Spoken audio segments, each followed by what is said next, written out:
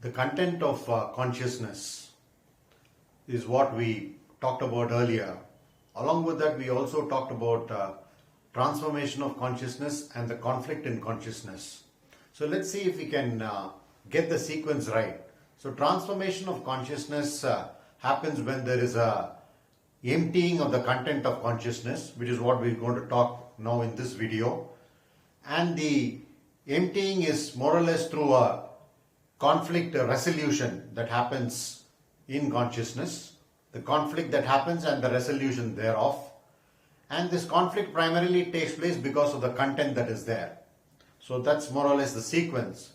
So the missing piece is what we are going to tackle now, which is about emptying the content of consciousness. I may have to reword it and say consciousness emptying its content, or even further reword or refine it and say content exiting out of consciousness or content moving out or going out of consciousness. Why I wanted to refine and reword was for this reason, that it is not through an act of will or through effort or through a goal or some kind of determination that consciousness imposes on itself or imposes on the content so as to push the content out. It is the content itself understanding its limitedness, limitation, if you want to put it that way, and then seeing its impermanence and its transitory nature in terms of both the structure and nature, that it moves out and exits out of consciousness. Well, let's try and see if we can get some flavor of it, a taste of it with this small story. There are these three thieves, and they go around looting the village or the town, and then they decide that every night when they rob, they will share the booty equally. So it's 1/3, 1/3, and 1/3. So they are just in their early stages, second or third day of looting. And then as usual, they finished the robbery, and then they go and sit under a tree, and then they decide, okay, let's split it 1/3. And then they ask one of them to go and fetch dinner. One of the thieves tells the other person, why don't you go and fetch dinner for us? Meanwhile, we'll arrange all of this loot. So he says, okay, and goes away. So meanwhile, let's say we call them A, B, and C, and C is sent away to fetch some dinner. A tells B that the reason I told him to go away is so that, we can share it 1/2, because when he is back, we'll kill him. So that way we get rid of him and we also get the food to eat, all done in one place. So B tells A, what a fantastic plan. Okay, so let's wait for him, and then they engage in some small talk. So after a while, C comes back and then gives the dinner to them, the dinner packet, and then as planned, both A and B kill C. They finish him off, and then they're very happy that it needs to be now shared only half and half, and then they say, okay, so let's have an interesting and happy, enjoyable night. So let's eat our dinner. So they eat the dinner, and then after the dinner, both of them die. So this kind of signifies, I should say, the content of our consciousness, which needs to be emptied. So it is about the kind of one-upmanship, the hypocrisy, the games that people play, more or less is what seems to be filling our consciousness in our day-to-day activities. Whether it be the family environment, whether it be the business environment, the professional environment, the home or the office, or when you interact with the stranger on the street, or you are interacting with the society at large, there is always this tug of war, this push and pull. And given the Darwinistic theory of evolution, the survival of the fittest, which could be a flawed theory, but unfortunately we have all become slave to theories, and then we have all got so conditioned and habituated to a zero-sum game that we believe that if A has to survive, B has to be finished, or if B has to survive, C has to be finished. So this hierarchical or the hierarchical approach that you have, that A is the Superman and the guy at the top of the table, and then he has B under him, and then he has C under him, and B blindly listens to A, C blindly listens to B. This is the expectation that we have in the relationships that we have, whether that be an official relationship or whether that be a personal relationship. So given the kind of content that is, which we have discussed over the course of a couple of videos also, that it is anxiety, worry, sorrow, suffering, guilt, hypocrisy, hope, despair, ambition, greed, jealousy, comparison, all of this, it is but natural that this content or this filth or the garbage has to be emptied. Just as we empty the physical garbage that is there, the waste that we accumulate every day, we throw it away because we can't stand the stench of it if we retained it beyond a day or two. Similarly, we need to flush out the contents of the mind, otherwise the stench will be unbearable. But unfortunately, while in many other things we bring in the outward experience into the inner, but in this particular matter we seem to be storing up, we don't seem to be getting rid of it. When I say we bring the outer to the inner, what I'm exactly saying is the outward approach in terms of progress, the outward approach in terms of fulfillment of goal. I mean, a classic example for this is athletics, any example, business, etc., etc. You start as a clerk and then you want to become the chairman. You start running races in your neighborhood, and then you run for the Olympics. So this idea of progression, progressive improvement, fulfilling your goal, fulfilling your ambition, your desire for money, your desire for position, your desire for power, for wealth, for reputation, the same process is taken in inward. Just to illustrate, well, if I have hurt somebody, or if let's say X has hurt Y, then X believes that through a progressive approach with Y, X will be able to wipe out the scar that he has created in Y's mind, and X himself can also create the scar of guilt that he is carrying because he has insulted Y earlier on. This progressive approach unfortunately doesn't seem to work because a lot many things happen in between.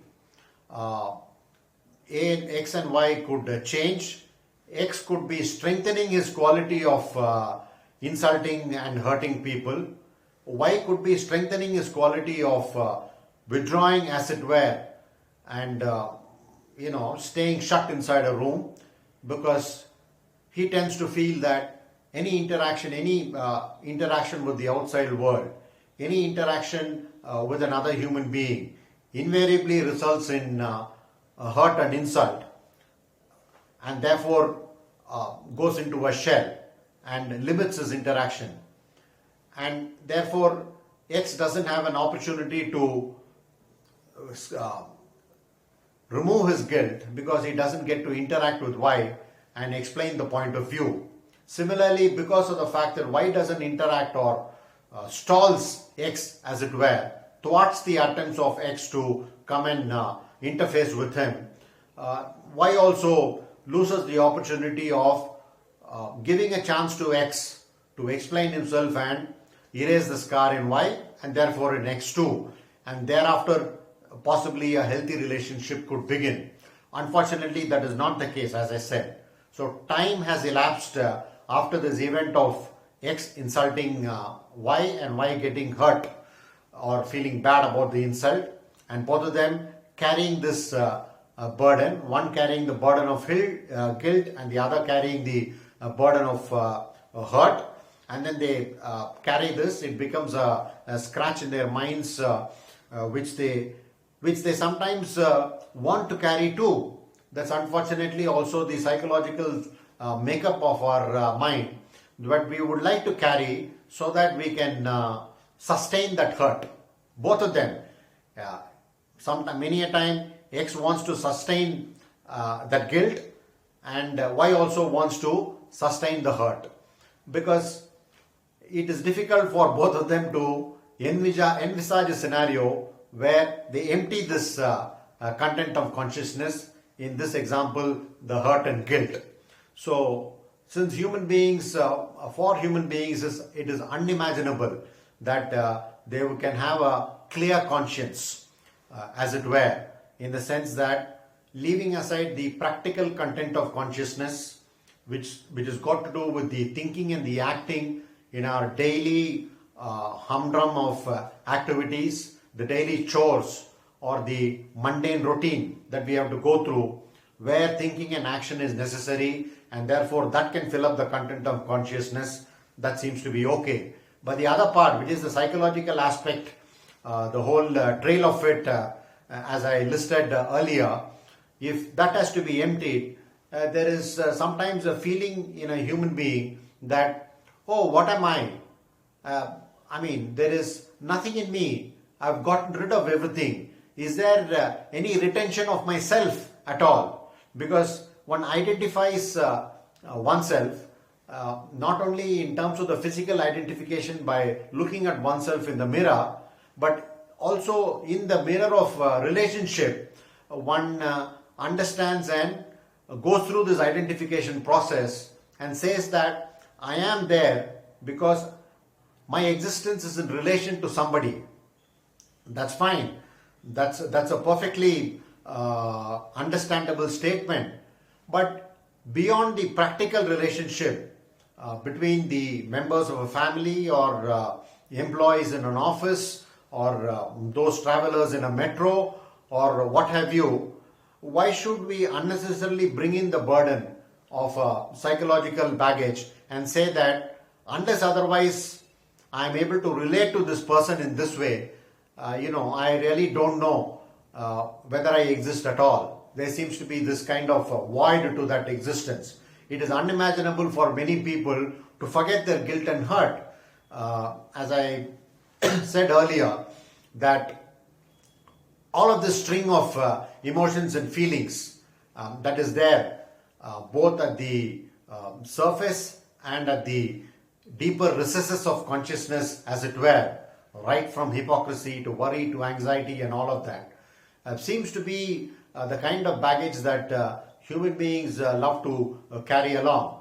So the first step in the content of consciousness going out is the good intent of the content to say that, look, I know I'm garbage, except for those occasional moments of joy, occasional moments of happiness and togetherness, and that camaraderie and possibly the companionship, let's say between husband and wife, between father and son, between boss and subordinate, etc., etc.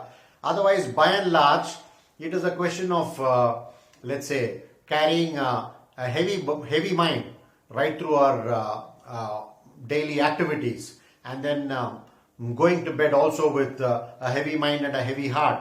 So the content itself, realizing that it's garbage and filth and it needs to move out, will be the first step. But what will make the content understand itself as an unwanted pile up that needs to move away, that needs to quit, as it were, from consciousness? If the content is all of this, then obviously there is not much sanity left. There isn't much logical, rational thinking left in order to approach it this way, for the content to have a self-realization and then automatically or by itself naturally, easily, quietly exit. So this is where perception comes into the picture. This is where insight comes into the picture. Insight and perception are those qualities that come through observation. So having understood the limitation of the content to understand its own limitation, this extraneous aspect, which in this case, as I am calling it as insight, perception and intelligence. For the moment I am calling it extraneous, because if the mind is filled with all of this garbage, and insight, intelligence and perception being the qualities, the kind of qualities that they are, seem to be not coming in from within the brain cells itself, but possibly from another source. So this other source I would call is the observation with the entire being. Observation not only with the conventional skill of thought, if I can call it that way, but also including in it the senses, the sensations. The entire whole being, as it were, is observing a particular situation or a series of situations and scenarios, and from there the spark comes. That spark, the observation leading to the spark, is what can be termed as insight and perception. And if one allows, or if insight and perception are allowed to operate and continue in a sustained basis, then we can say that intelligence is operating in that person, and that intelligence is directing the activities of thought. So since all of this, let's say, unwanted content is put in by thought itself in the first place, through an act of pure observation, the limitation of this unwanted thought, or which is leading to the unwanted content of consciousness, is exposed, and the exposure gives, as it were, a sense of guilt to the content, and the content says, okay, let me exit now out of consciousness. And when that happens, you will find, or you will discover for yourself, that because a large part of the brain or the mind is empty, it's a free space. It's a free space in which one finds great peace, tranquility, a lot of bliss, and this becomes the bedrock or the foundation in which not only love and compassion and a sense of elation comes into being, but are also, nourished, as it were. But one thing is very, very important here, which is the act of observation should be there without a strain. It is without an effort. Let me illustrate this also with a small example. There was this village, and this man in the village commits some kind of a petty crime, for which he is hung upside down. The village headman tells the villagers, let him be hung upside down from the tree. And then he tells the man that now that we have hung you, whenever you are able to untie the ropes, you're free yourself, and you can set yourself free and go. So they all go away, and this man starts swinging, to and fro, and then pushes himself up and down kind of movement. But unfortunately, with every to and fro swing and up and down, the rope only tightens. It doesn't seem to loosen. So having got exhausted trying to do this, he just stops for a while, completely motionless, and thinking what to do next. But he is absolutely motionless, and he even stops thinking for a while because he's not able to come up with anything good. And no sooner that happens, a few seconds later, the rope cuts, and he sets himself free.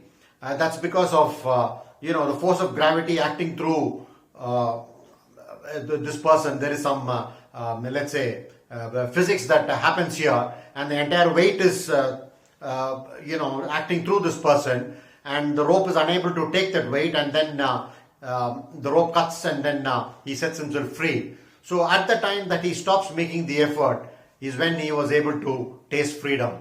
Therefore, observation also needs to be effortless and not through so much an act of determination of will. So when that kind of a pure observation, effortless observation happens, the content of consciousness understands its, understands that its presence is unnecessary and exits out of consciousness very naturally and very easily. Possibly subsequently, let's see if we can take up another subject, let's say on religion, and see whether we can share some thoughts.